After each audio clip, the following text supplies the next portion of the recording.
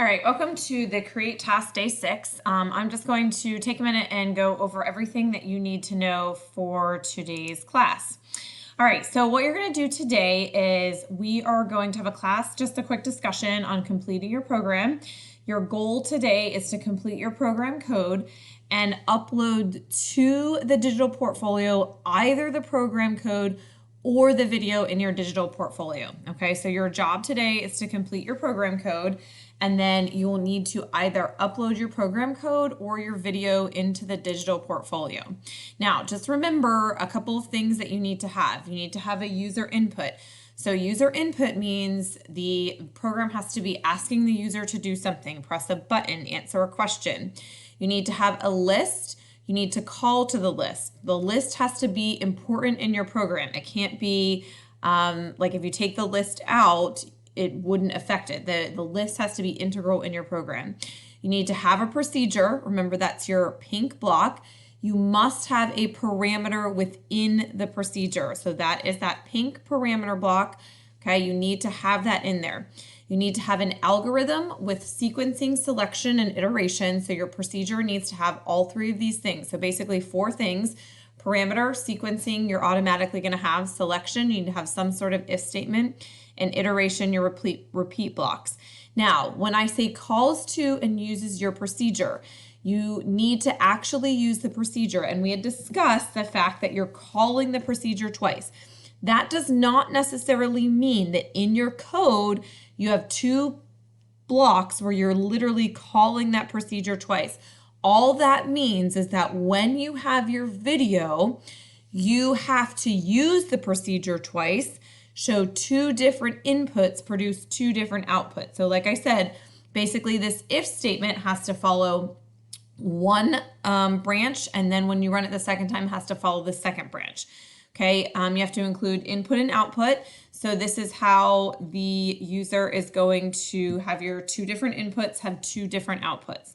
And you want to make sure you show that in your video. Okay, so you're going to submit your Create task to the digital portfolio. And if you open up the Google Slides and click on this right here, this will take you to the College Board digital portfolio. Okay, you'll log in and it will be very clear as to what you need to do in order to upload it. Now, the important thing here is do not hit your final submit. Okay, you're not final submitting. You're basically doing like a you're not doing a final submit. So do not hit final submit, because once you hit final submit, you cannot make changes. All right, this is like a temporary submission until you're completely done.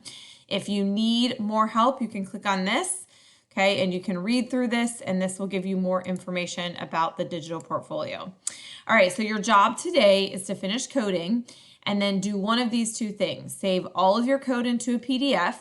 Okay, so basically that's taking screenshots of all of your code. I suggest putting that into a Google Slides and then saving that as a PDF, okay, or to record your video.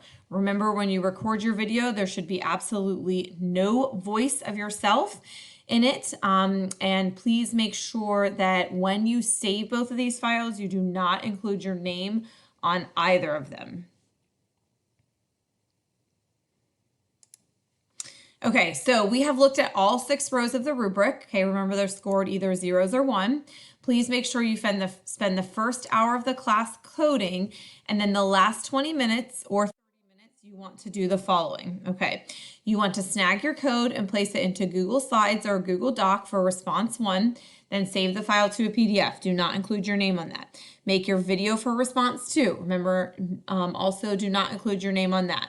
So if you want to take a look at the prompts, okay, and you need a little bit of additional instructions or help, you can take a look at those right here. They will give you information about your program requirements and your video. Remember, your video cannot be more, okay, than 1 minute long. So it can't even be 1 minute and 1 second. Okay, so if you need some help on how to put this into a PDF, go to Codio, go to CT, okay, .4 page program code submission. There are instructions there on how to put all of your program code into a PDF, okay? Then you're gonna upload your PDF to the digital portfolio under the program code section. Don't hit final submit, okay?